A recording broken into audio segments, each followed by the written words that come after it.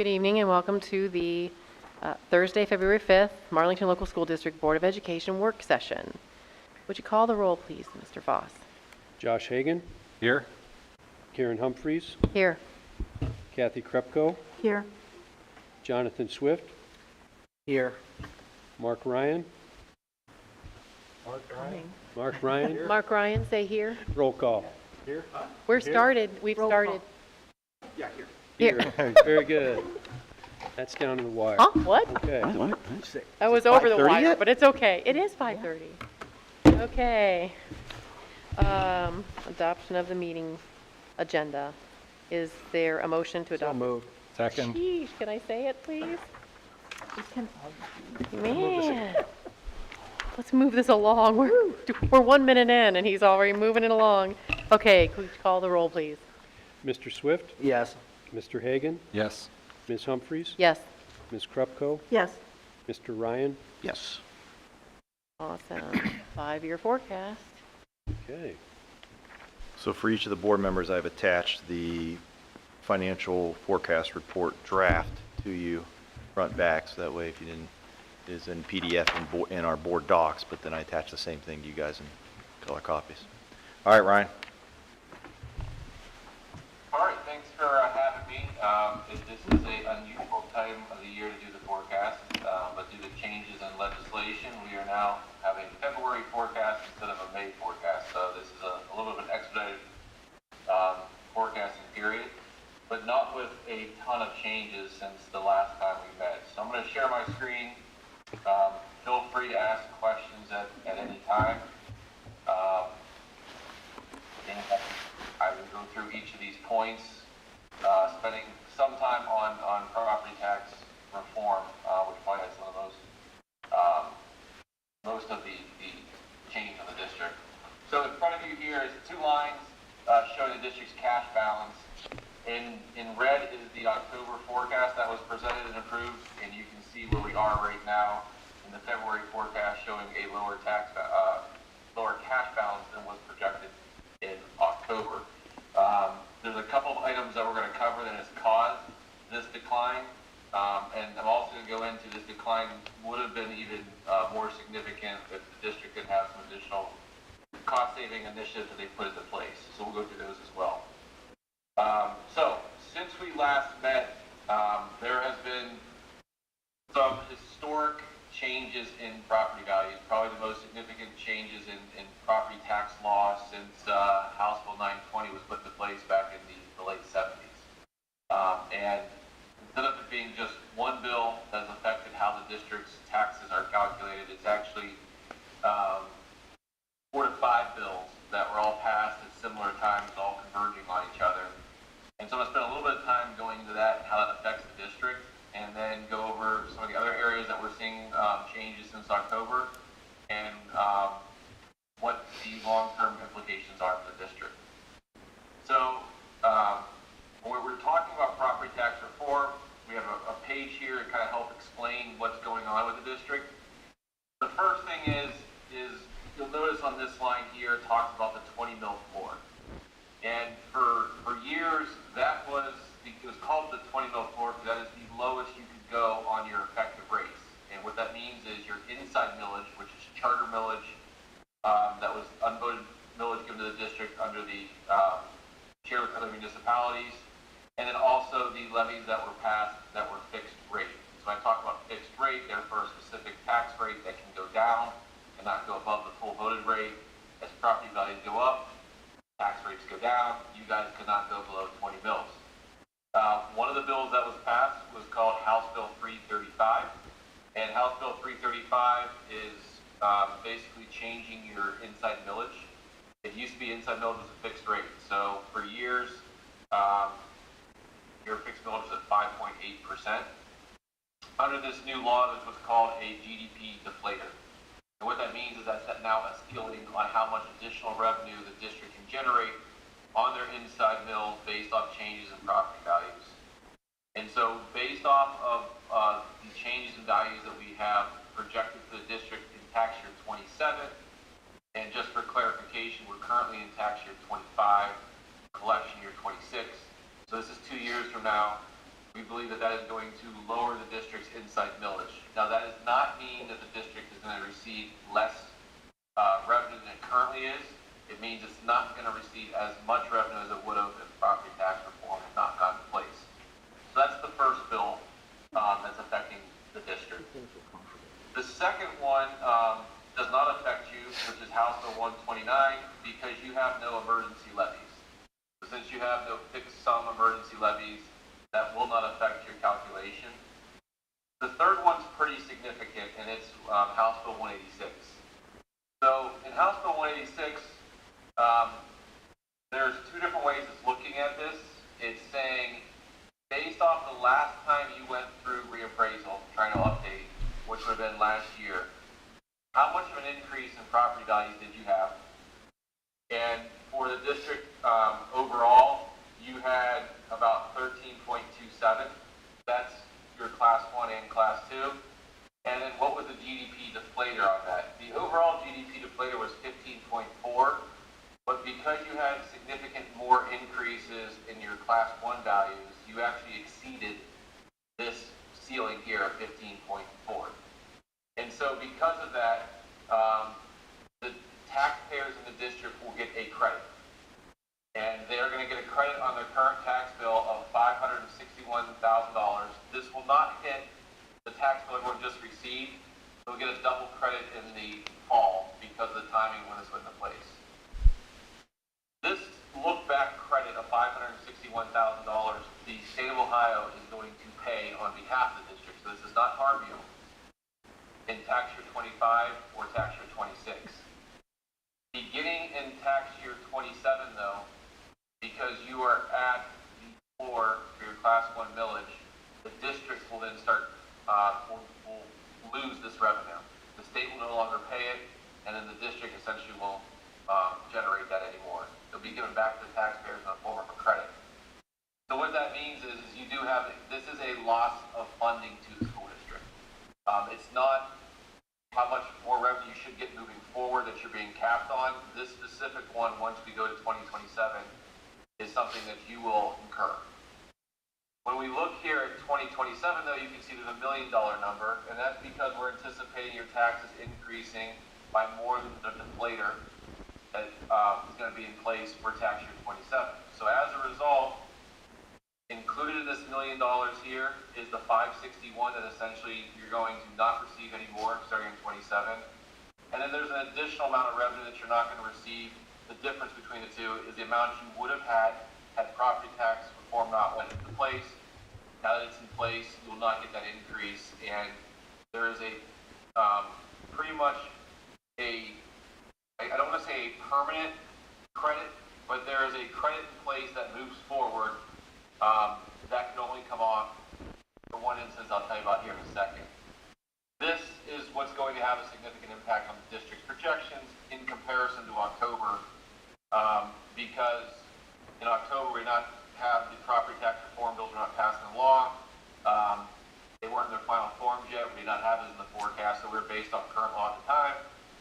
Now moving forward, you're going to have your revenue decreased in 27 from where we were in October, based off those changes.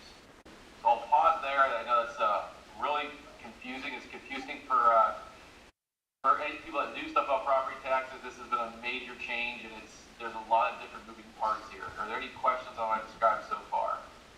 No. You don't want to hear them. So obviously a big change on the district. When we look at in comparison to the forecast that was submitted in October, how has revenue changed? The good news is you're slightly up in revenue because of changes in values, the current values we just got. So when we compare, this is comparing the October forecast to the forecast we have now. You're up about $58,000 in property taxes, and you're up $100,000 next year based off those changes in taxes.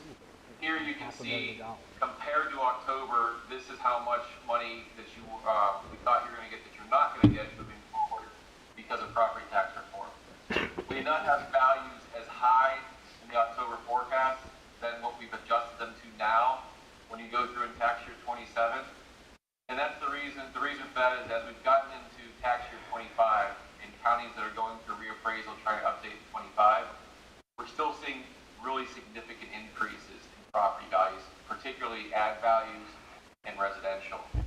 because of that, seeing that information, even though you're still 2 years out, we raised what we thought the projected values would be. So that's why you're not seeing as large of a decrease as you saw in that previous screen of $1 million, because we didn't have that much projected in October. Any questions on this property tax section, how it's affecting your forecast right now? Hey, Ryan, so can you explain to them, because you explained it to Bob and I know that you were the lead presenter to the treasurers in Stark County and the superintendents.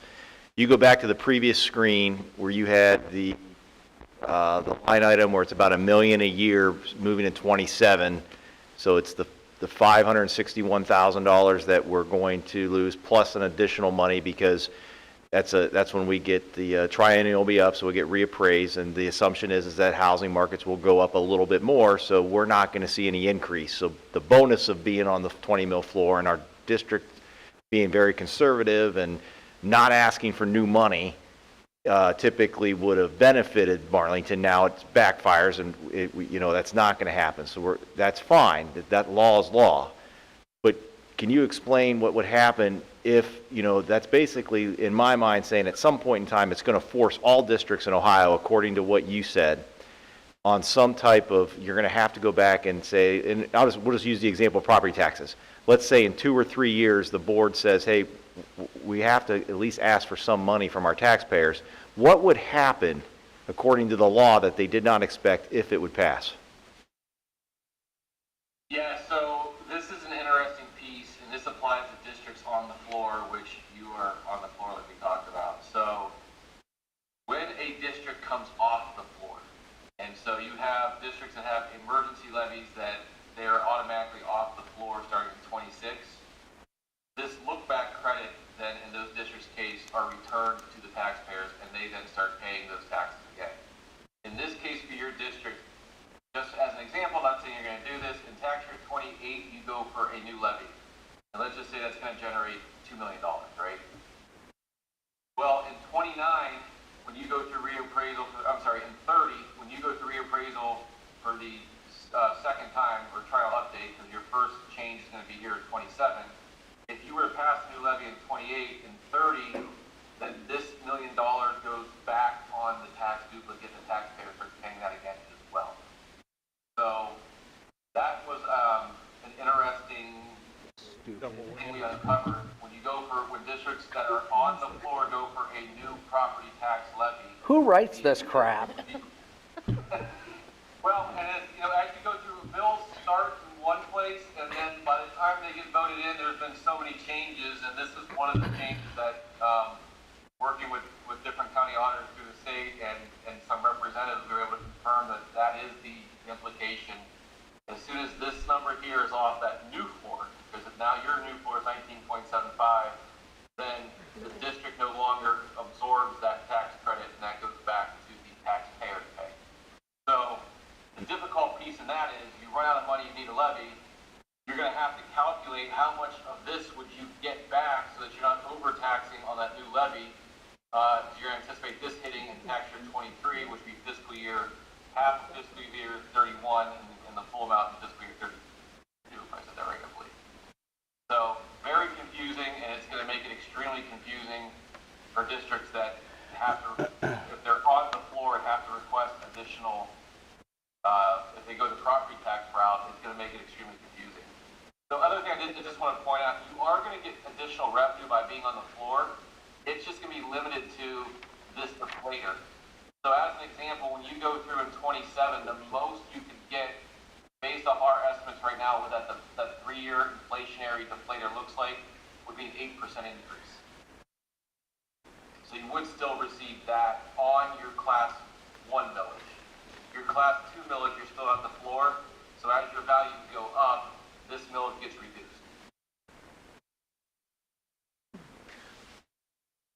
Any questions on that? So is there good news, Ryan? No. Here's the good news I will tell you is working with a significant number of school districts across the state, your district is positioned that you're not in a financial emergency right now. Yeah, Yeah. You are managing. yeah, till they fix something else for us. Makes somebody want to run for state rep, doesn't it? So the second piece that, Can I ask one question? your revenue's going down. Hey, Ryan, Kathy's got a question. Oh, sure, I'm sorry. I'm looking at that chart and it keeps saying 20 mil floor until we get to 27 and then it's 1975. Yes. So did they change the Yes. floor? So that is an interesting question. The interpretation of the law is that the county budget commission will certify at 20 mils, and then because of House Bill 355, because you've exceeded that deflator, and this does not just affect Class 1 or Class 2 property, this affects all property the same, because there's only one rate for inside mills. The tax commissioner will then reduce this inside millage so that you do not generate more revenue than what that deflator is. I am not an attorney. There are some people out there that questions whether or not that is Constitutionally legal. allowed, correct. Yeah, constitutional. So, But this is the way House Bill 335 or 355 was written. okay, thank you.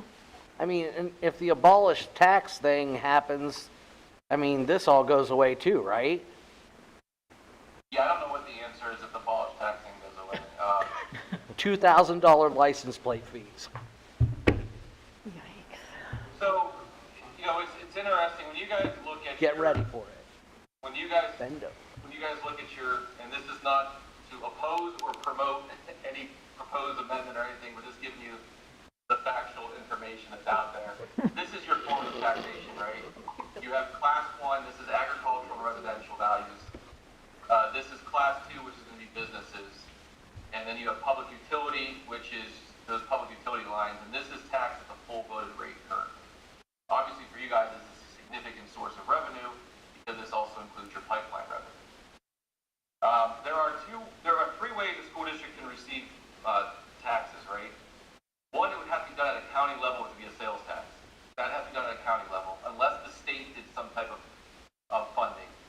The other way is school district income tax, and then you have property tax. And property tax is split up among these groups here. When you go to the, an income tax, you have an option of an income tax or an earned income tax. So when you go to either one of those forms of taxation, unlike a municipal income tax or a state income tax, it's only on the people that live within the school district. Or work, So the tax base on an income tax, the That's a good question. public utility companies would not pay any more taxes. Ryan, wouldn't that also include people that live outside the district that are working in the district? No. So on school district income tax, I'm sorry, let me answer your question correctly. If you live in the school district, you pay it. But if you work in the school district, let's say you have a hospital in your district, and they don't live in your school district, they do not pay it. It's only the people that reside in So the any of school our district. employees who work here Is live somewhere else, they don't pay it. is that just for And- school One district other income point, tax? if you own property in the school district, a federal property, you also would not pay it. And then, obviously, businesses don't pay income tax. So, it's the residents, and then an earned income tax doesn't affect, so there's certain types of income specifically doesn't affect, Social Security is not taxed. Ryan, how does that affect transfer, like, for the earned income tax? Would that be if someone dies and passes that income on to their child? I Does- have to check, I don't believe an inheritance tax is. Okay, just a included question. in that. What we see in a lot of districts that have income taxes is if, you could see gyrations in the levels from year to year when you have a business get sold.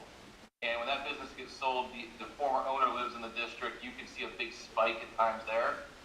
Believe it or not, we've seen quite a few districts when somebody wins the lottery, there's a big spike in the income there and it goes back down.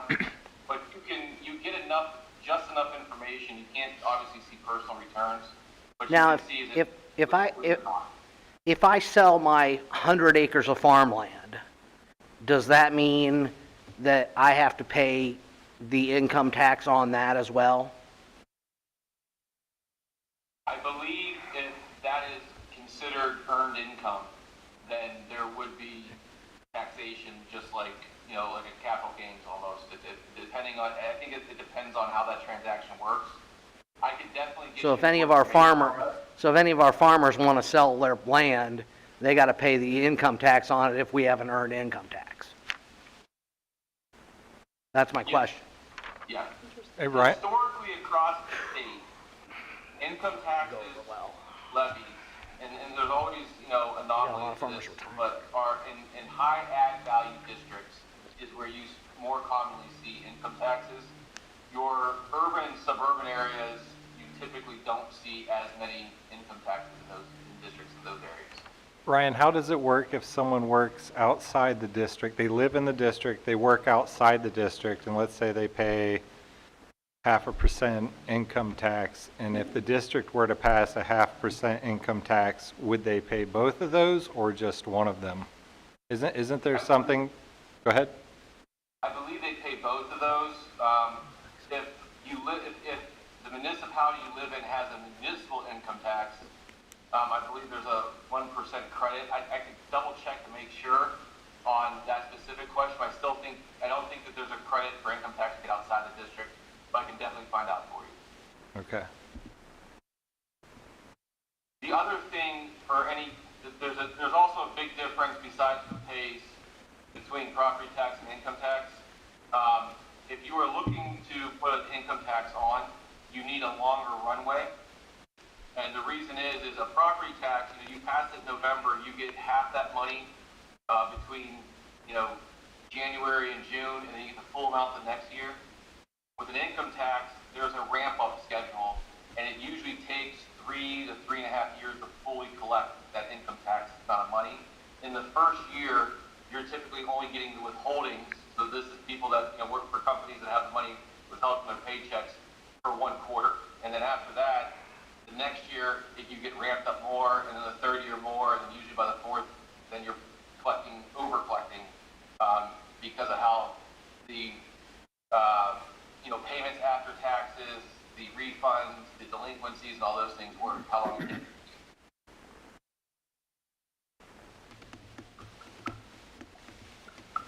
Thanks, Ryan. Yep. Sorry about that. Go ahead.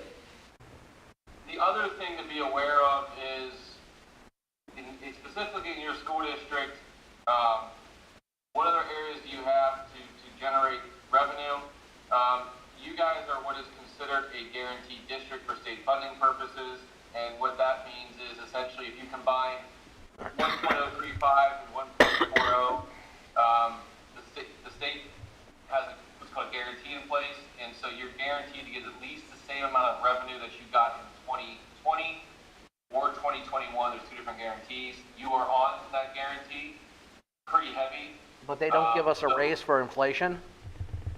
There's no adjustment for inflation if you're on the guarantee. You simply get, I'll show you how far on the guarantee you are. We're really far on the guarantee. So if there was not a guarantee in place, this line R2 is your guaranteed funding, as well as line U. So if they eliminate the guarantee, you would lose $4 million in 27, 5.3 in 28. And so essentially what this means is, without a complete change in the funding formula, there's no chance of you getting any additional state funding for foundation purposes. Now, you do receive additional state funding this year. There's a performance, so there's a per pupil adjustment in place. It's not going to move the dial on the district. You get about $70,000 more next year. Ryan, a question I get from constituents all the time is, where's the money from the lottery included in all this? Is that included in our state guarantee, or did that money just go somewhere else to somebody's pet project? I think the lottery fund does go into a fund that has historically funded parts of the budget, including education, right? And so it's a portion of what funds schools at the state level.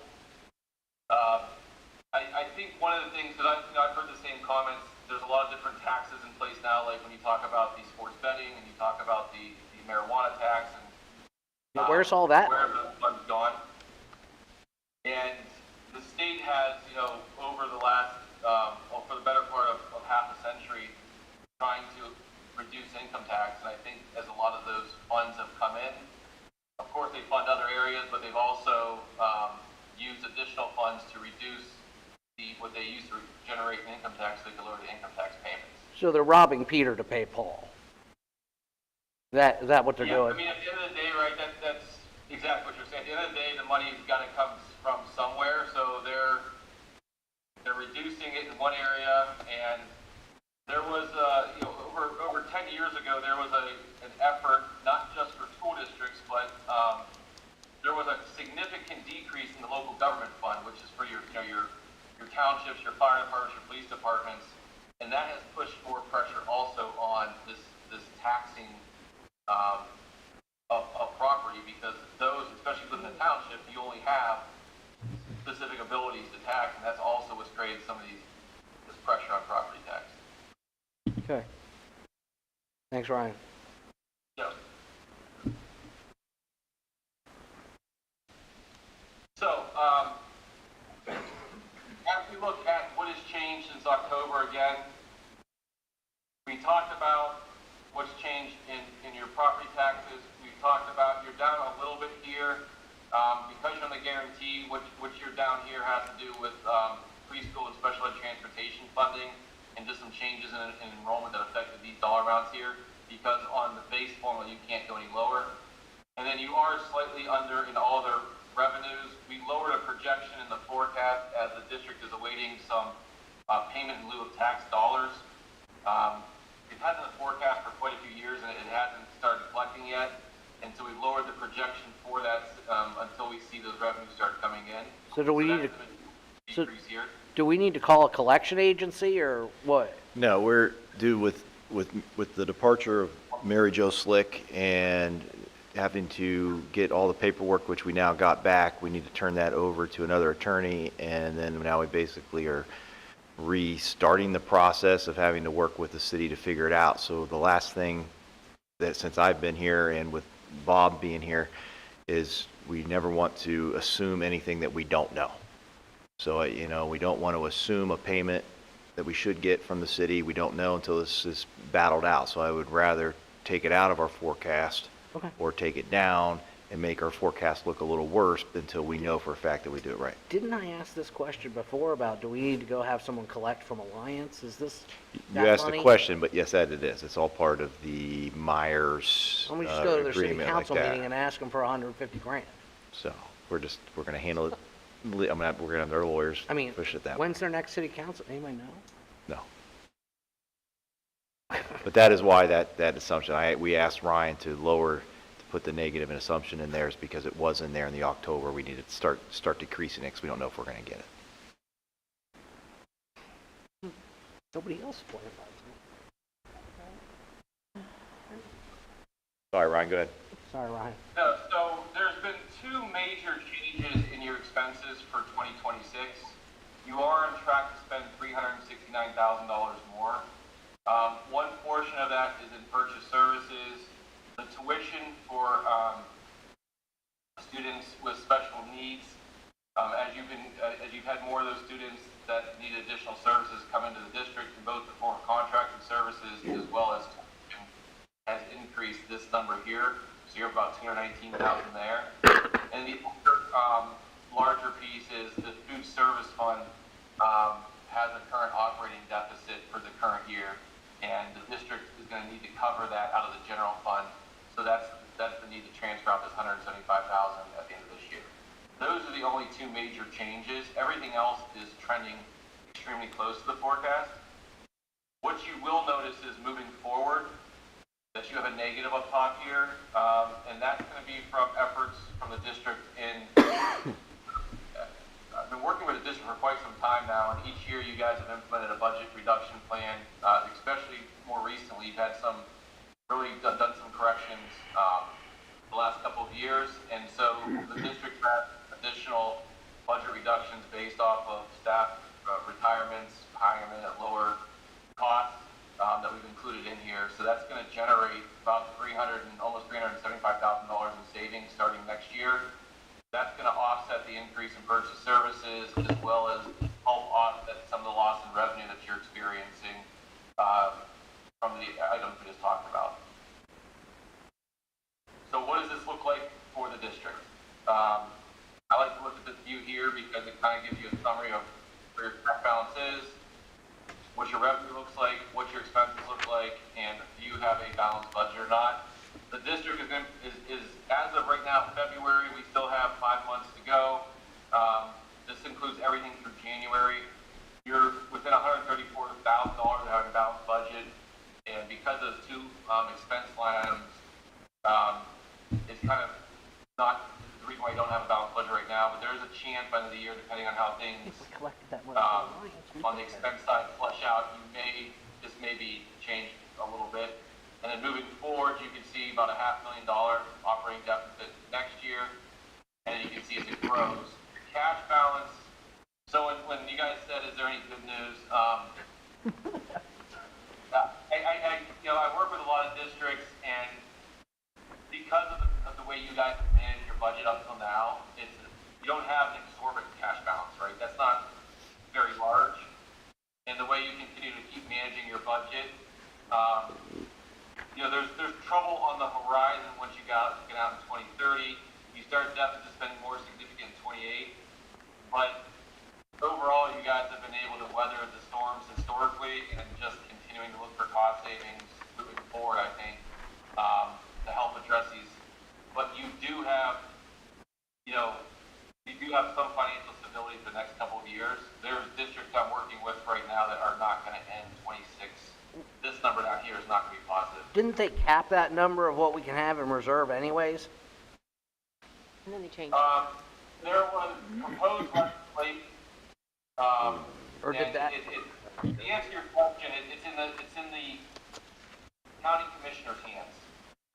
They can reduce taxes if your cash balance gets above a certain level. They can also restrict you from putting any type of levy on the ballot should your cash balance get above a certain level. You are well below what that level would be. But to answer your question, yeah, there is some limitations in place now, and things the tax budget commission could do should you have too large of a cash balance.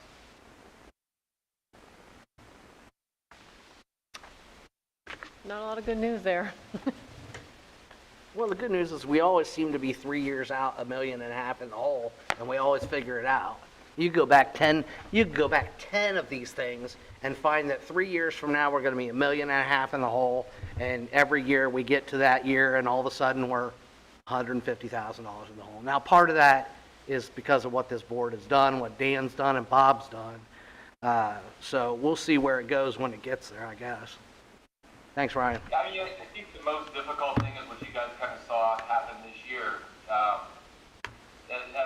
The state funding form was only good for 2 years, and then these changes in tax reform. If you go back 7 years ago, 8 years ago, when somebody would have said, "Hey, we're going to have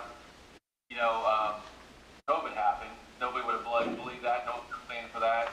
And then if anyone would have said, "Hey, we're going to have this housing boom where we see values go up as high as 70%," that's never been experienced.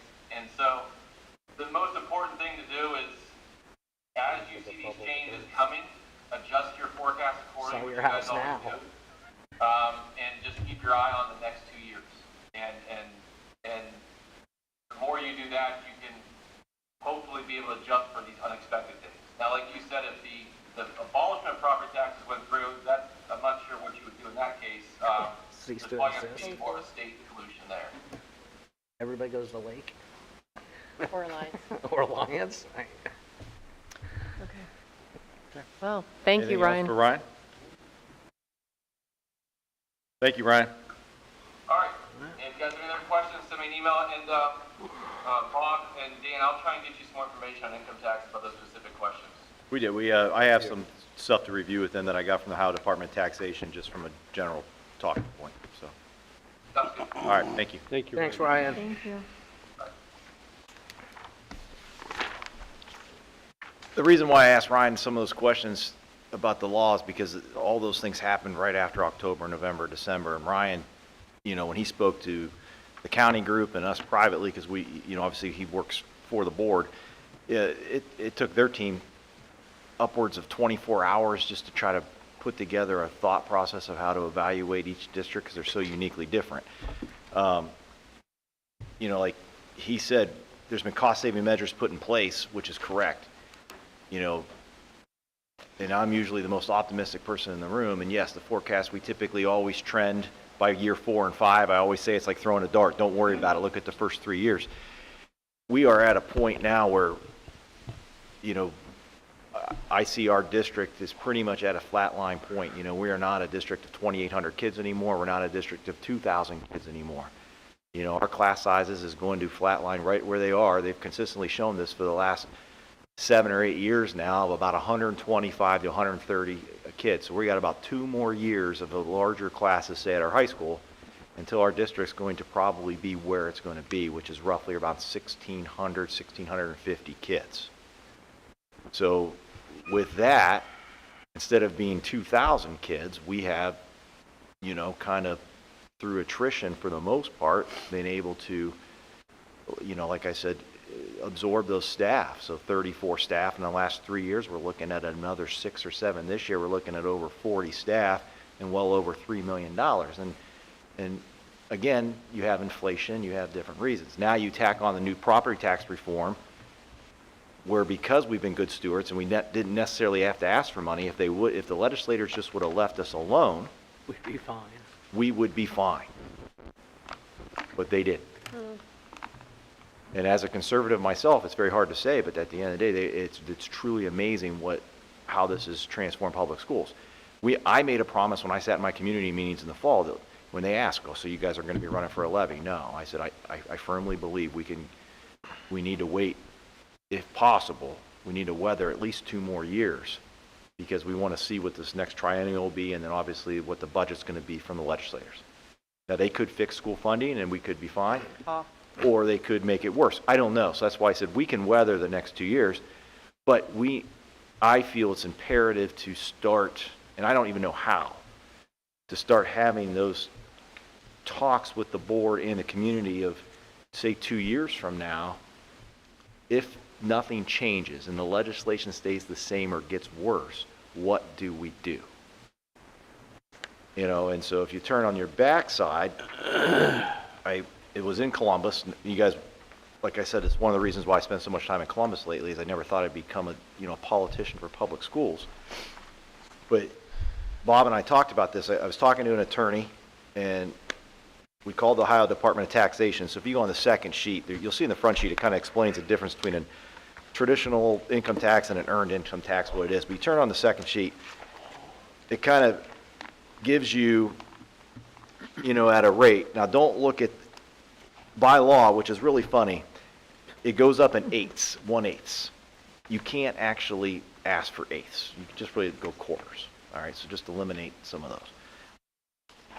It kind of says what a traditional earned income tax would be, or an income tax versus an earned. And I'm not advocating for anything. I just think that when you talk with Ryan Gazzini and you talk to professionals in the finance field and law, Marlington isn't really designed for property taxes for the most part because it's so rural. It's really designed if you really want to ever have a chance of passing it due to the nature of the ag and the nature that you have 80% of your population that probably does not have kids in school. It's just a generational thing that if you really want to protect them and protect your agriculture, you really need to consider at some point in time down the road, if you have to, an income tax or an earned income tax.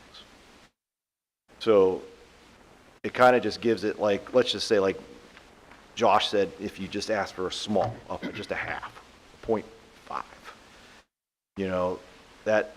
that would, and earned would be about like $1.7 million. But like Ryan said, and I didn't know this till he said it, it's not like a property tax where you pass it and then you see the money. You got to prepare not only your taxpayers, but you got to prepare in your financial forecast that you're only going to see bits and pieces for about 18 months to 2 years. So you got to be able to weather the storm before it happens.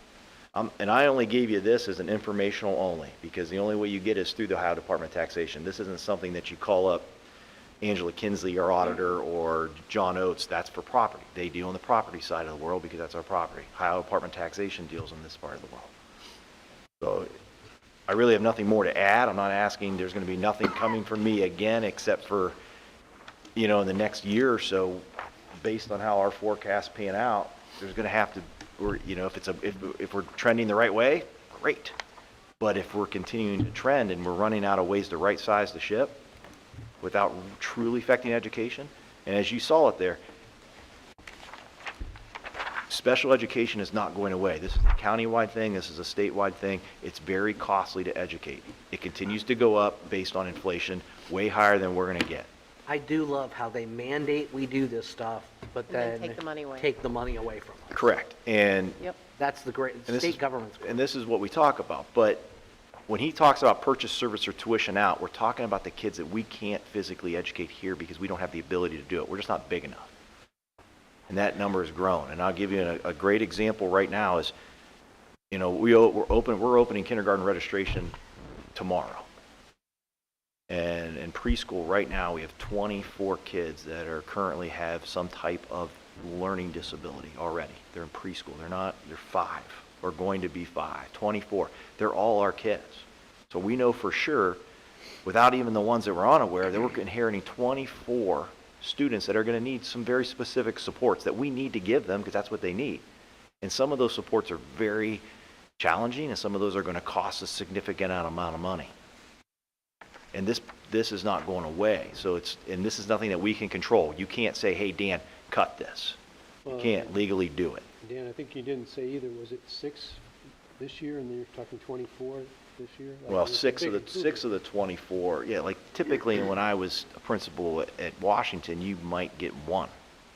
And it's speech related, which is very common for children in the ages of 4 and 5. Their articulation, their phonics, and so forth. As a previous special ed director, when Nick comes and gives this news to me, it's news you don't, he can't control it, but it's still news that you have to learn how to kind of adjust with that. So that's why that line's on there.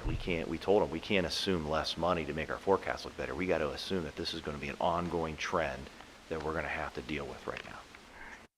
And how that looks. And the final thought is on your last piece. And I asked Bob and I had an extensive conversation about this. So obviously,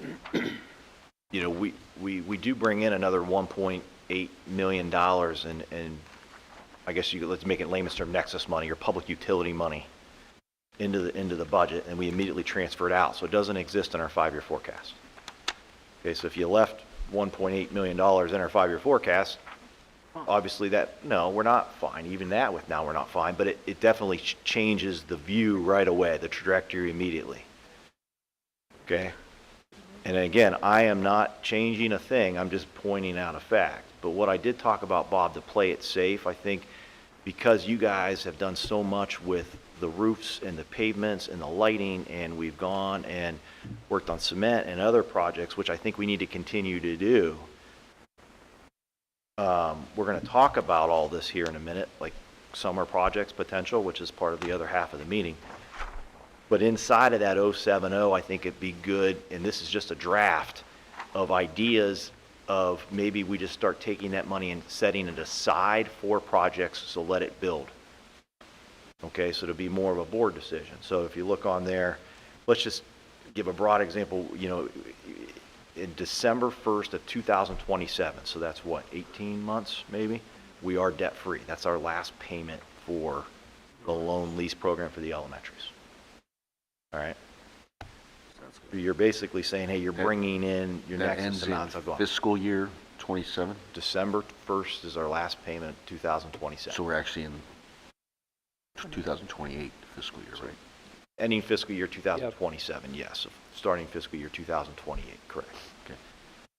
But I thought maybe moving forward, let's just take a look at things from HVAC to general repairs, the buses, the bus garage, the kitchen cafeteria, arts, paving, athletics, tech, online curriculum, reserve, whatever. Let's just Bob kind of Yeah, as took some we numbers. get into this, I just want to clarify a couple of things too. This is a very rough draft in the sense like these numbers and so on are really, you can just say placeholders.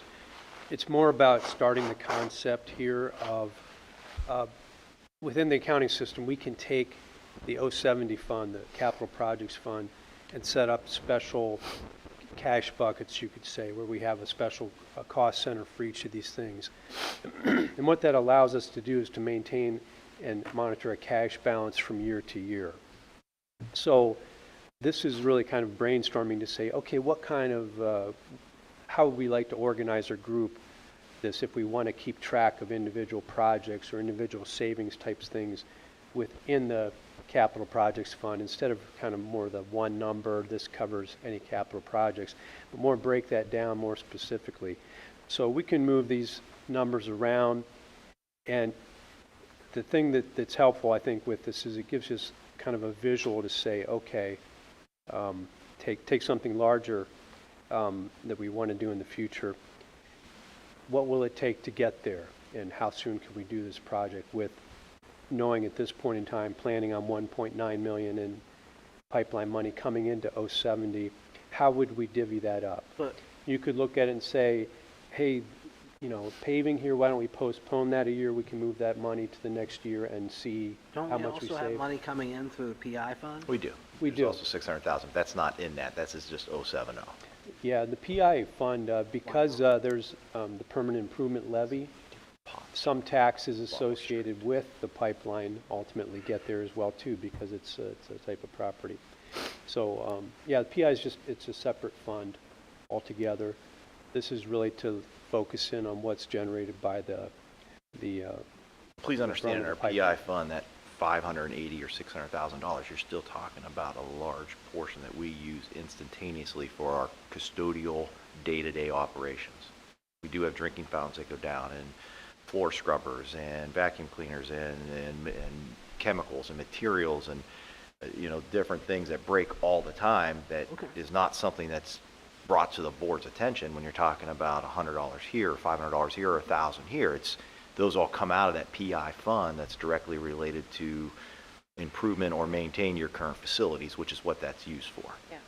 You know, on top of that. So this is, again, a draft. This is by no means set at all. This is just a presentation to you to look over the next month It's really or a longer and just say, hey, maybe add another line. There's something that I think would be good for us to save for the long-term future for that, or not. This is all kind of he took kind of what we typically budget and just, we kind of thought of different things that we key in on.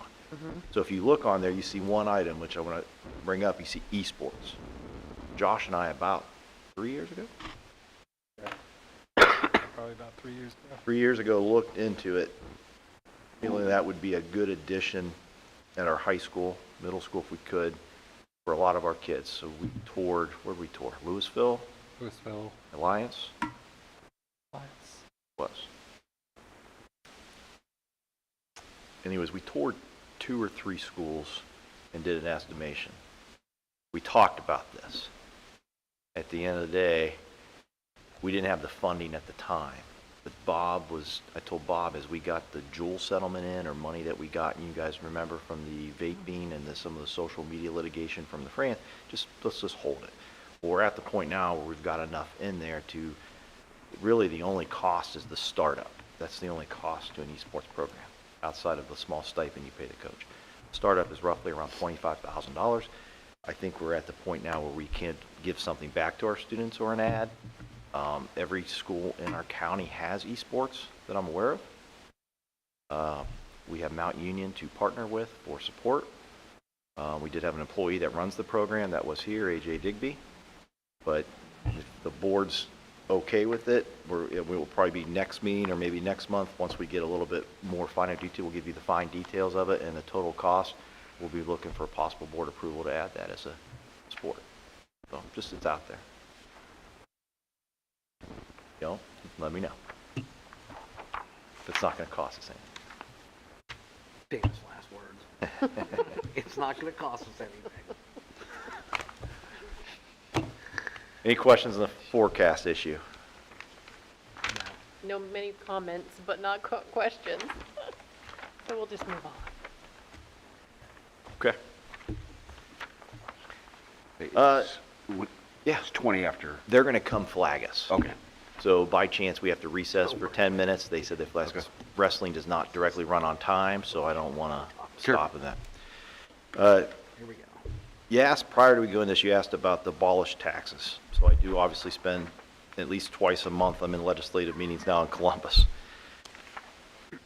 I, as a superintendent, I even think the board, on a legal standpoint, is not allowed to promote or condone as a whole, as a group. There isn't like something you guys could pass a resolution and say one way or another, just as a general stream of thought. One thing that I know you will get, as we will get, will be facts, and that faxes are coming. Thank you. Perfect. And those faxes,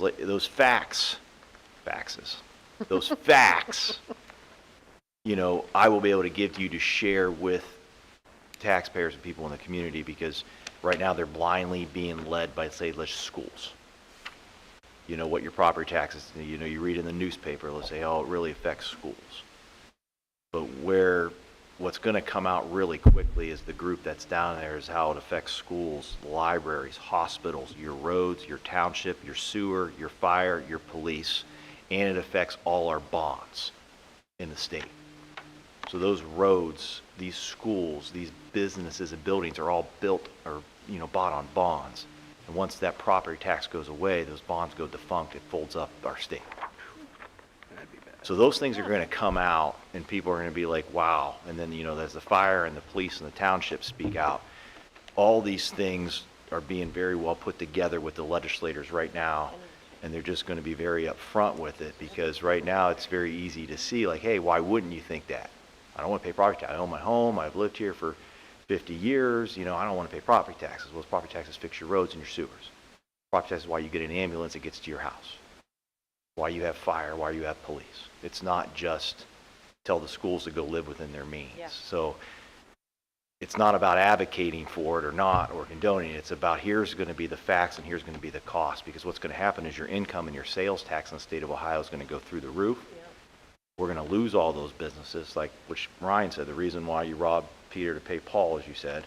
They're basically taking the additional money, and that's how they've got our income tax so low, to drive in these businesses to be able to make our state do better. So these are conversations that we have down there. So it's not about if you like it or not, it's just about what are the consequences one way or another. So those things will be coming, and we'll be able to share that with you soon. Okay. If you guys are good, we'd like to take roughly about a 10 to 12 minute break. We're going to go up and do our senior wrestling night, and then we come back and review summer projects, and then we can get out of here. Okay. So it's good. All right. We have to make a motion to Make a motion to adjourn and take a Recess. break. Recess, sorry. recess. Motion. Second. Wow. Fourth. Fifth.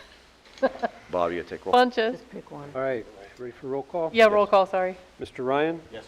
Mr. Swift? Yes. Mr. Hagan? Yes. Ms. Humphries? Yes. Ms. Krupko? Yes. Okay. Speech there was summer project.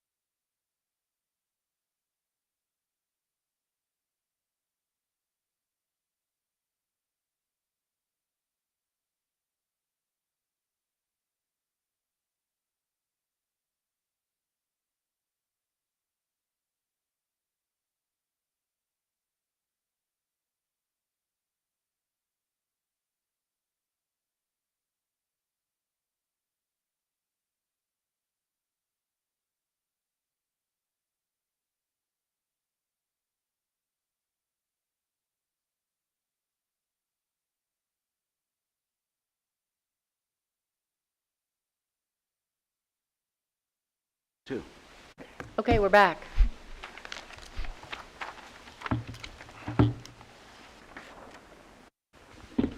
You got back in? Yeah. Okay, back in at 6:42. All right, do appreciate the board going up there and doing our senior wrestling night. I know the families appreciate with the board members there, treasurer and ourselves all together. Yep. All right, so the second half probably won't be nearly as long, but in front of you, I gave you a book, as I try to do every year, a pamphlet of potential things that maybe we see throughout the district that could or could not be done. And by no means does any of this have to be done. And that, matter of fact, I'll talk about that a little bit. So Josh and I did have a meeting probably right about a month ago. We kind of went through these projects. I told him, we're just trying to get quotes and things put together or items at the board for consideration, or I may recommend coming in the next meeting. So if you kind of take a look, and paving is obviously something that we've been targeting, and we've done a pretty good job of getting to the point of, I want to say, like 90% there. One of the things that it isn't a Ryan Kazoni type thing, but as part of House Bill 186, and there's another House bill, was that the law has changed to make it more difficult for public schools when it comes to buildings and grounds initiatives. So it used to be the law would allow the district, if it wasn't connected to a building or part of the instructional part of the day, I could go and get bids, as we did. The board approves those bids and we do our paving projects, okay, or lighting. Now that's no longer the case. So now it's, you have to go out and seek formal bids through the blind bidding process or through a consortium and so forth. All right, so this law just passed within the December-January timeframe, or is already in effect. So as you look at things here, when we're talking about paving or any project at all, please understand that if it goes over an extreme threshold, the timeline changes. It isn't something like I could bring the next meeting and say, will the board approve this project, because we'd have to go through the bidding and the consortium process. All right. So we did get bids from 2 different companies on paving this year, because usually we go through Vasco, so it's kind of starting that process. Vasco is the one we've been using. We do also have another local company, Jeffries Construction. So they did a very nice work out there at Marlboro that they donated time, when they did the excavating and the help with the put in of the playground and obviously that. So we kind of did some quotes on that. Originally, the quotes kind of came back indifferent. So Al and I got into it a little bit, and Josh and I talked about this because we didn't have it at the time. We wanted more of it wasn't apples to apples. Vasco was doing 2 inches and maybe Jeffries was doing 1.5 inches. So, Jeffries came in a lower number. Why? That's not really a fair comparison. So we basically sent back everything to Jeffries and asked them to rebid based on the set of scope of standards, and then it came back and everything came back pretty even for the most part. All right, that I can tell you. So we just kind of wanted to square away the scope of work, and Josh and I had that conversation. Like, yeah, it isn't fair. You can't say ½ inch is a ½ inch. It's a significant difference when it comes to that. Chime in, Josh, if I'm wrong. I think that's what we talked about, right? Doing that. So we looked at various things, from overlays to milling to what it would look like. We have Lexington's elementary playground. I'm just telling you that's out there that we haven't touched. We have Lexington's elementary employee lot. That's the lot off the front there. Haven't touched. Does probably need some work. We haven't touched it. Washington Elementary's back area. Now I'm talking way back in the back area back there. It's just kind of like a chip and seal, I think, is what's probably been back there. It's a larger area. That's just a price. It's not anything, I'll be honest with you, it's not, to me, an urgent necessity or something that I would recommend right now, but that's there. Washington Elementary's front loop, we did kind of do like a seal on it about 4 years ago. We did a seal on it, but at some point in time, we can continue to do that. That's just if we change it out. Marlboro's front loop there. Also is the last big piece out there, but not a lot, but there's something, that was on there. Obviously, then we have Lexington Elementary, just like a resurface. We have a resurface of an old playground at Lexington, the back parking lot like as a resurface, and there's just different things versus resurface versus milling out, grindings, and doing over. So the price obviously significantly drops. The reason I want you to keep this book is I want you to kind of, within the next month, if there's some items that you say, hey, this is something I really think that we need to vote on as a board, I'm fine with that. And I'll give some recommendations here towards the end. And then obviously you guys have any comments like that. I just want to kind of get through this. So that's kind of all we have left on paving. Outside of, we just need to keep up with it now. Like I said, we have to keep up with it. Now, let me bring to light here about paving. If you go I'll get to it at the end. There is something else that Vasco brought up, which I thought was good. So anyways, the quotes are tied into that in pictures of what we're talking about with the paving. So that's why that section's a little bigger, but I just kind of put everything up front. You go to lighting. Our lighting's getting a lot better. So We talk about lighting for the backside of Washington. that's what we're talking about here. So it's dark all the way around. So we are looking at some lighting options, and I'm hoping to put it in here. I didn't pull my other book.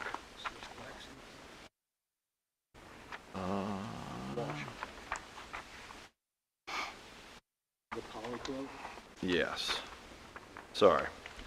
Right in the front. So you have here different quotes based on the building. So Lexington, you still have about 45,000. Washington, about 59,000. Marlboro, about 43,000. So I just kind of wanted to take a good hard look. We're good over here. This campus, we pretty much got covered. We've done a good job. But I just wanted to take a look at the elementary, so we just took a night tour and kind of said what's really dark. Okay, and then take a look. Not that we need to change anything, it's just there is some available options there. Fencing. So the only thing in fencing, we had to kind of look around. Let's just give you an example. Our baseball field fence is completely up like 6 inches over the wear and tear over the last 30 years. So basically baseball's just roll underneath it. It's something that we at some point need to address. Not a give shit at that, but so that is there. I just said, Marlboro though, the EPA said around their septic, the fencing is not adequate or needs to be done. So that's going to be one that I will be recommending for next meeting. Okay, that's just one that has to be done out there. Just so you know. That's just a... Okay. Probably. Here, Well, the fencing company we used to use was a local company. They kind of went out of business, so we just I'm kind seeing of made some 67, calls, and 709. Right? so we had Superior Fencing come out and just give us kind of an idea of what we're talking about. It's like the next page. There you go, the bottom. Oh, 67,709. Yeah, 67,709. I said that. Yes, you did. Where did I hear that? Where? It's echoing. Something's Weird. echoing in here. And there's more additional, it's actually more than that yet. If you actually continue on the baseball field, the next page, you got the 5-foot one. That's another 10,000, not Whoa. anything that. Now the wastewater treatment plant, the APA requires this fence to be installed. So that one is at a cost of $8,524, and that's out there and has a picture out of Marlboro how that would look. That is something that I would be making that as a recommendation. It has to be done. That is required. Washington Elementary, obviously around the back, has some chain link fence that is just completely probably 30 or more plus years old. That's roughly around a $13,000. I don't know that necessarily needs done. It's just something we want to look at. We kind of took a good look at our fencing around the district. Again, something at Washington. That's really our fencing needs. It's not extensively bad, but the baseball being the biggest one. Track will be a big one when we get to the point have to do the track in the next 2 years or so and take a look at that. That's going to be one. The fencing has to go with that too. So We talked a little bit about abatement, that's always on the plate, luckily, when we suggested last year, when we had to, remember Lexington had a few days early, the kids got out a few days early, and we got all the ceiling in and we're in good shape. I told you that would stop us from ever having to shut down a building. That does, but at the end of the day, we still have abatement needs, not saying that it's an urgent necessity, not saying we need to move forward with something, but we do want to look at that. So what we did ask for was basically like a 6-wing classroom, which was about $94,000. So if you turn the page and it kind of gives you that section of Lexington. That was an example of like a 6-wing or square footage area of abating. Preschool area? Yes. So, just always looking at different things. But of course, anytime you do that, you got to get into the drop ceiling portion of it. So you turn the page and you get into the drop ceiling, basically for the same type of square footage, 35 feet by 23 and a half feet, or 35 by 23, any of those, you're looking at roughly around, $24,000, when you're talking about that. And then there's a grid cost. So again, just costs. When you get into miscellaneous, the first one you see is from Grinders. This was just a general question I asked here. So as you guys have seen what we've done with the grant money. So you go to the room down there for the coating. You see how the ceiling's black with the new LED lighting and then the paint. Then we had extra additional money, so for like 40 or 50,000, if you guys saw the engineering room, we recarpeted, just painted. We didn't drywall like we did down there, but then we used the black ceiling tile with the new LEDs. So basically, I just had a general question to them. I said, since, what would it take to start picking away at our high school ceiling tile to the black with the LED lighting? Because we always do painting, and I know we're looking at painting into the gray tones and things like that, and not this room in particular, but where the drop ceiling currently is, which is our entire high school. What was that? So they kind of just gave, like they said, if we had to pick a hallway, all right, and this varies because depending on the grid, if the grid's good, which she says ours is good, they just reuse it. They don't have to buy grid. They just spray it. Okay, and if it's not, then they have to replace it. So they did the rest. And then obviously, do you want to do 2 foot by 2 foot tile, or do you want to keep your current 2 foot by 3 foot tile, and then like that, and then the lighting. So with the lighting and what it is, like if you wanted to do like a whole section of our hallway, we have 3 hallways, you're probably looking at like $44,000 a section. They said you could break it up over 3 years, you'd have most of your high school completely done. And it would change the aesthetics and the environment. Something to think about. It was just the kids talk about it a lot. It changes the feel when you walk in, things like that. So it's just one of those, and then we start, you tackle rooms. This building's not going anywhere. It is that.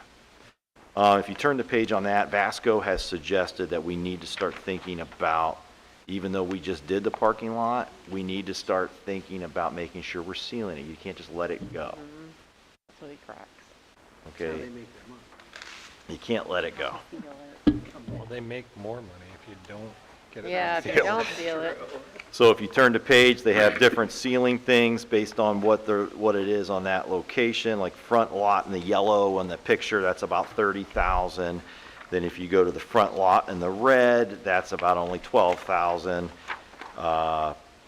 If you're doing a different section of that lot, it's about 12,000. So it's just, and it tells what it is. So it talks about the square footage on that. All things I think worth considering to making sure we're maintaining the lots that we just did that. Can't we just get like a backpack sprayer for Al and send him out there? Like, I don't think so, but that's just We hire where those that. guys from the City of Alliance to come out with their chip and seal truck that moved down. So that's in that. That's why I get them. So again, just some food for thought. Please let me know, and I'll come up, but it's not anything extensive. The next page is one that I will be making a recommendation for, is the middle school gym floor. It's shot, it just wobbles. It's a great Lego set that we did when I was middle school principal. It was great. It served its purpose. that floor was never. It worked. Really wasn't. It was never It always clicked. It's almost there. It would We click. did get, we called different, you know, I called different flooring companies that we linked up with. This one was extremely reasonable at $72,000 for the entire middle school floor. It's beyond reasonable, to be honest with you. It'll be very similar to the Mullins Center floor, except a little nicer because it's years later. You know, it'll be a lay-down foam like about this, so it'll be a little better on the kids' feet. Then they do like a pour over top of it, whatever color, and then you put your lines in, you know, for Marlington and your M and all that stuff like that. Foam floor? So, turn the page and you get like how the pour and what it looks like, and then you get your colors and you can choose from. So that would be one. The following page is Ohio Floors quote, which was significantly higher. They were at $117,000. No. Obviously, while they were here, I asked Ohio Floor to give us a quote for the Mullins Center, which I was just curiosity. I didn't ask the other company to do it. I should have, but they were at $275. We're not going to do anything with that. I was just giving you guys a heads up. And then obviously the high school floor, we are curious. Ohio Floor is the main floor company. We were a little curious on our high school floor because that's the original high school floor. So as we sand and grind it and redo it, how much more can we go? You know, where is it to the point where you're just at? So you got to look under the door jamb and you kind of look and see how much life is left in your hardwood floor. So we're limited on life, but we're okay. So, but if you're looking at a smooth layout and try to keep it going, and we pretty much do, we're still okay, but they just gave a quote that was around $37,000.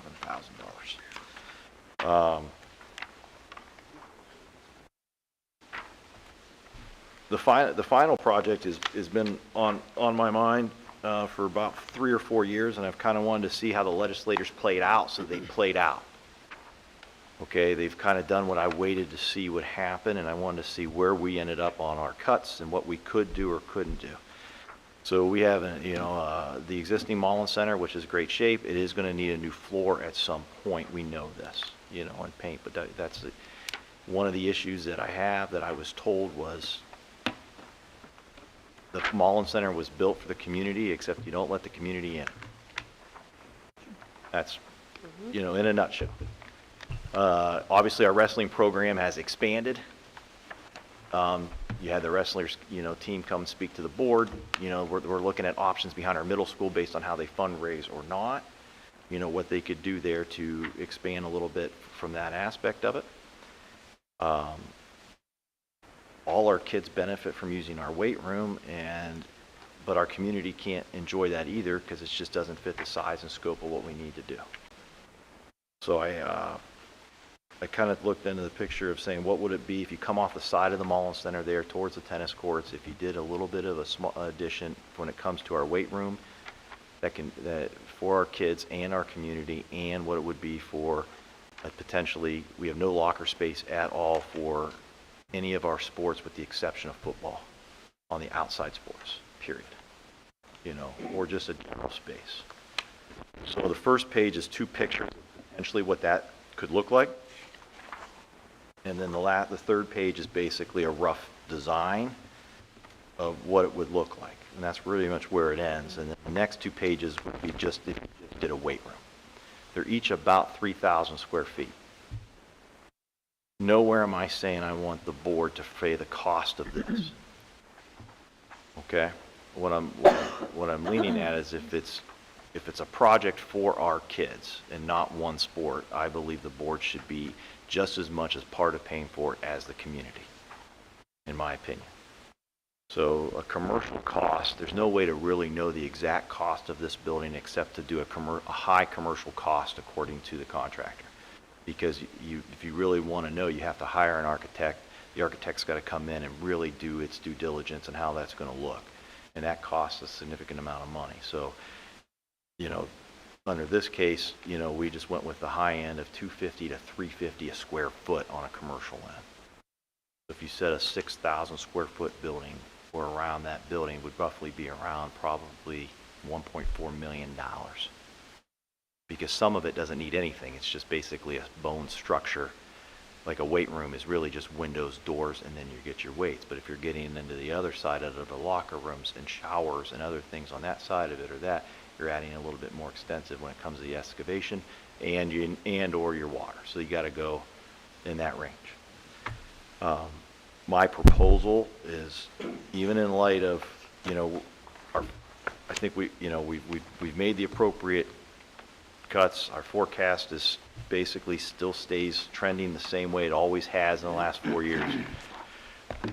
I don't want to rush the gun and say, hey, let's go do this or anything like that. My proposal is that if the board is okay with that, I would allow the Booster Club to fundraise at least $700,000 or $800,000 of this project. And then we would set aside dollar for dollar match. You know, because that's what basically, when we looked at the line items and our capital improvements, if you look at one on there, if I said, let's set aside, can we set aside that and do that? Because it's only fair.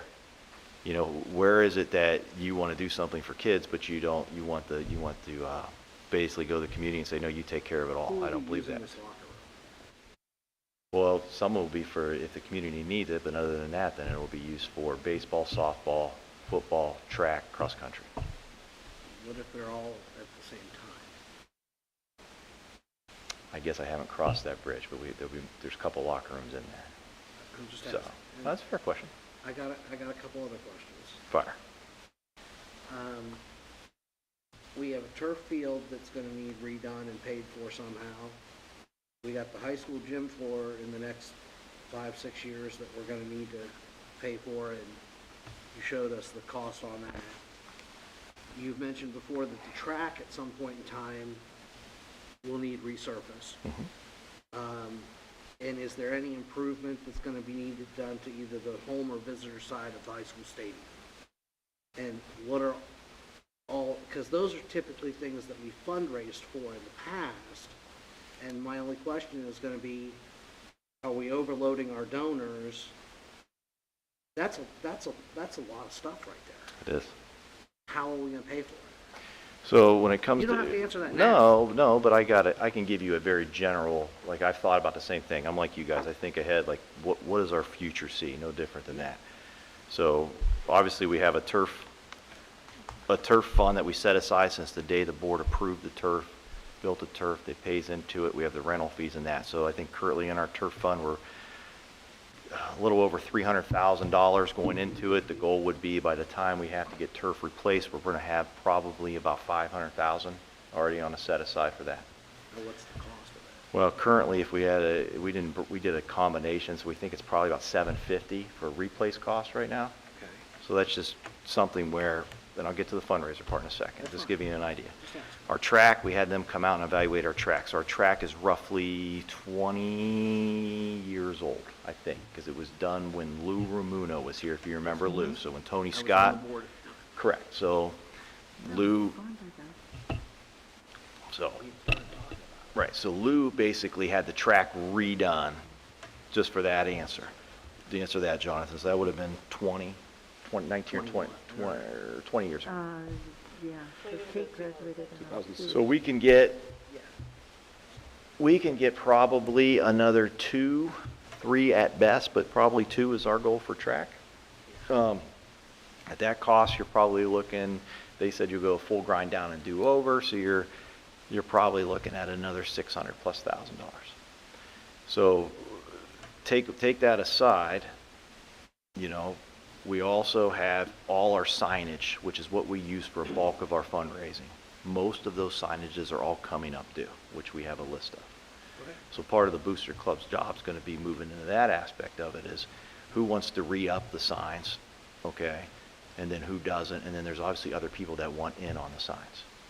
Of course, it won't be the same cost as it was 10 years ago. You know, there is inflationary cost for having the basic type of sign you want, the size of your sign, and where that is.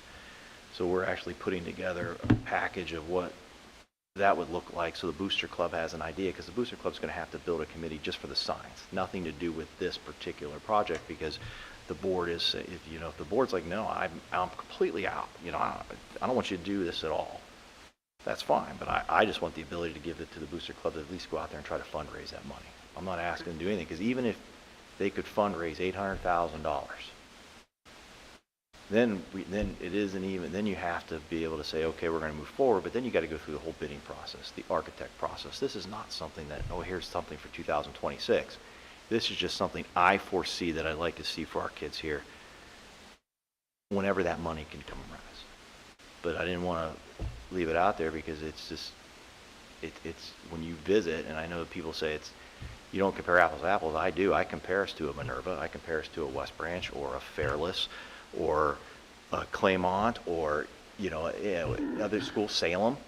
You want to go visit those schools with me, that's fine. What's the main thing they've done in the last 5 years? Added an additional wellness center or weight room. Because your kids need it, and on top of it, I want to make it open to the community. I don't want to sell this as, this is for Marlington. I'd like to have it, there'll be Are we gonna have an attendant there? my goal would be if it would come to fruition, we would have an attendant. It would be for Marlington residents only. You have to show your You'd have to ID. show ID, you'd have to do that. It would open up at 5:30 in the morning. Other districts do this, and it's not out of the norm here. You go to Lake, you're intermixing with kids and students all day long.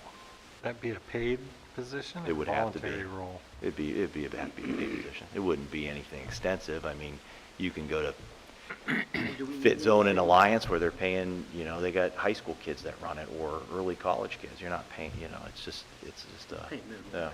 correct. You just gotta have somebody there. Obviously, there'd be times where it'd be shut down because our kids need it for weight room facilities. And again, I don't have any of those logistics work out. This is what I would call the very large brainstorming stage. Okay. Nowhere am I saying this is a done deal. Nowhere am I don't get that option. That is more of you guys saying, hey, we need to ask more questions. I just don't want you, if you guys are saying no, 100% out, then it's just dead in the water. It is what it is. But if you say no, you can go ahead and ask the Booster Club to put together a committee, and if they choose to go out and fundraise, and if they can come up with $700,000-800,000, well, now it's a different conversation to have with the board. What I'd like to see, and we didn't answer the stadium. Stadium's okay. Stadium's okay? We're good. Okay, I'd like to see kind of a comprehensive breakdown of the field, the high school gym floor, the track, and the Mullen Center, the new Mullen Center. Kind of put that in one package and say, this is our plan. This year this year this is how much the school wants to give, this is how much we think we can raise from donors. Is that fair? Yes. Okay. And that might take me a few months or more. That's fine. I think. I don't have any magic donors like I could say, No, that's what, I don't know how much of this money we planned in the past for the turf field and for the, like I said, we got 300 in the bank to cover $750,000. Well, it's still growing. We still have people that are paying like they normally are, so we kind of know That's where we're fine. at for the completion, but I think, I wasn't part of that original discussion, but I think when that was said and done with the board, it was, you will start a fund separately, so as the turf field gets That's fine. used by community groups that are not Marlington or money goes in what gets paid back that is owed, that money goes in there because you are at some point going to have to re-turf. And if we've got a major donor that says, yeah, I'll give you half the money for the Mullen Center, then that changes the conversation. Correct, and I don't know, I'm just saying, I don't want to, like anything else, Yeah. I got to make sure you're in a loop that it's okay to ask the Booster Club to do it. I'm not allowed to do it.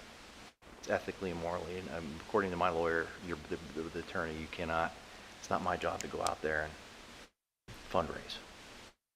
So, Can we go back to the discussion about the community involvement, being able to use it? yes, Because I know when the Mullen Center, this is before I was here, the Mullen Center was supposed to be community, and we kind of aren't able to open it up because of all the activities. If we were to do this and say the community's able to use it, I think that would be a big rally cry for people to support it. You get people, small donors, big donors, everybody in between. If we could say that legitimately, yeah, it's going to be open to the community and do our best. We talked about hiring somebody to man it. I think that would go a long way. I know the Mullen Center was originally supposed to do that. well, the issues like you said And is, I know it's too early to get into the detail, but I think now that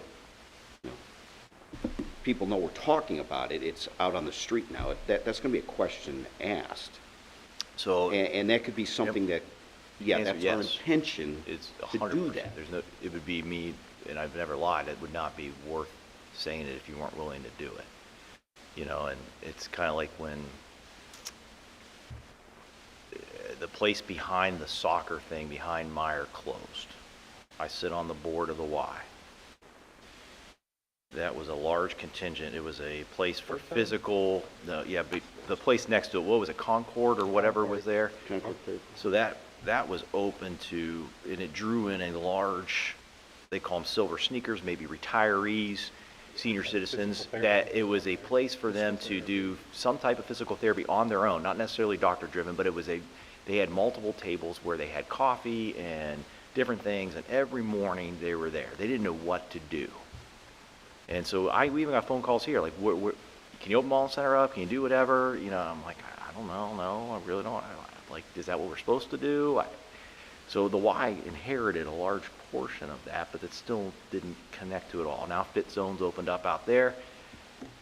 I'm a member of both. It doesn't matter if on a day, let's take the last week when we had the snow days on a consistent basis, I was able to go maybe a little earlier in the day and go work out. There's 10 or 12 of them in there. Half of them are Marlington residents. You know, I think it's critical that if that does happen and we get donors to do it, and then the board, we can help out on the other side of that, and then we get that floor done, I think there needs to be a walking track on, you know, because the Marlington Center floor is really just a lay down floor. The new one would be similar, but you redesign it how you want, you know, and that way there is a walking track, but then there is a place for them to sit, or a place where they can have coffee, or they can do those things, because those are important to, you know, and it's word of mouth. Originally, some people were like, no, I do that. Then it kind of grows. It's what I was told out there by the owners of Fit Zone. It's no different than the Y when I sit on the board. I mean, they got 125 new people, and their mornings are packed.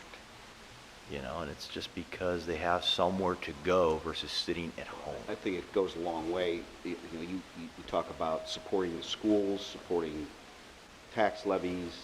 How can you ask somebody to everything. support the You get the schools if we don't community give them involved, you anything open it up, to open up to do that for them? That's It's my not gonna opinion. hurt you at all. So I guess that's where I'm at. If it doesn't seem real fair to me to go out and say anything for any new money ever, even if I'm here in the next 10 years and say, hey, we're going to need something, and then somebody looks at me and says, well, yeah, I'm glad you can do things for all your kids and athletes. It'd be great if you. You have to expand parking and stuff too? I don't think so, because we could look at it over there, but if you ever come here, even during when all our kids are here, we're not 2,000 kids anymore. Our high school's down Yeah, to, but you know, 400. You go through that parking lot, it's packed. This side is because all the staff parks there. Now, we could move that. Like, those are conversations you have. You could leave those all open, and then you could just have everybody park over here. Those things I haven't Make the thought staff about. park by the parking garage for the buses? You know, Like so, that. again, nothing that would be, Or a shuttle service. And could we have people in there during the school day? you can. Okay. So, He said like a late, Y, and it's right there. Yeah. I mean, in Is all, it out of the question, I'm not advocating. No. but, you know, years ago, when we were talking about new construction here, one of the things we talked about was having the YMCA involved. so Is that a so- possibility, or do we Well, not want to entertain it? Here's another reason why I'm bringing this whole situation up, is as I sit on the board, please understand, the YMCA is going to make a move. Okay, so if you look, I don't even know how much I can say. I can tell you for sure the YMCA is going to be leaving the city of Alliance and moving into the district of Marlington, at least. It's at least part of the city, okay? So in that case, they already have the land chosen, but their next phase now is getting to the point of major donor fundraising. Okay, and when they get into that major donor fundraising, they will be looking at talking to some very similar donors that I would talk to at the same time. What's going to happen with the old building? I don't know. That's the part that's unforeseen currently. Doesn't that compete with what we want to do? No. Our current Y at the YMCA in Alliance is so big and so ineffectively, and the costs are astronomical to maintain because it's too large.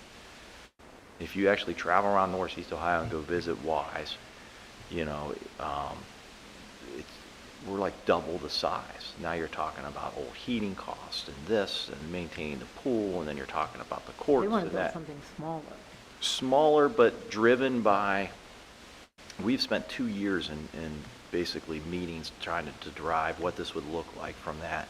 And then they've had their own people go out and say, are there enough donors out there willing to fund a $15 million project or $16 But that will million compete project? with us in terms of seeking donors.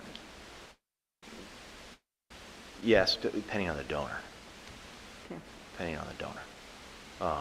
That's not my issue. I'm not seeking donors for the YMCA. They have a special group that does that. I just sit on the board that makes me aware of that. But I can't tell you that YMCA is moving. Will it benefit Marlington? Yes, just as much as it'll benefit Alliance. It's kind of a little more centralized, but closer to our district, much closer. You know, I can give you an example. If the YMCA gets to where they finally get it up and moved, you know, a good thing for a cost saving for us is going to be latchkey. We would probably take latchkey away. We just do it because we can bust very simply because it's right around where I think it'll be, our latchkey will be there. You know, which is what most districts do. They use the Y.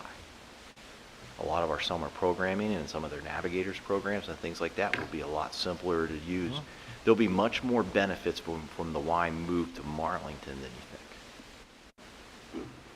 You know, what I advocate. Are we allowed to guess where this is? He's always supposed to guess. Huh? It's on Main Street, isn't it? I have no, it's out there somewhere, so. He has an idea, but he's not saying. Well, it's obvious where it's going. So, Is it obvious? but that, to answer your question, yes, I mean, there's a lot of good things happening in the city that's gonna start correlating and matching with us, so, we need to make sure that we're gonna make sure we're in the right spot as, in my mind, this gets us into a position for the next 15 or 20 years. This is, you know, it's just like the Mullen Center. It's been there well over 20 years. It's about time to put something else there that just kind of adds to that, that's for our kids, for our community. The problem is it has to be for our community. You can't go out there and try to say, hey, can you give money? But by the way, you can't use it. You know, it's hard to sell. But they're going to say, well, then you get out. Do you pay for it? So, and again, it's in very... This would be like throw brainstorming stuff on the wall. That's my brainstorm on the wall as my first thing that I would say in my first 4 years of something. I want to at least have the Booster Club have a thought to see if they could fundraise for it. Okay. Something to keep in mind. Thanks for the update. Lots to think of, yeah. Is that it? That's all I have for the list of projects. All right. We'll take a look. We'll keep this book. Don't Yes. throw your book away. Keep your book. I think so too. Okay. No. What? Are we good? Yes. I'll tell you why in a minute. Okay. We're ready, right? That's it. Okay, is there a motion to adjourn? So moved. Is there? Oh, my word.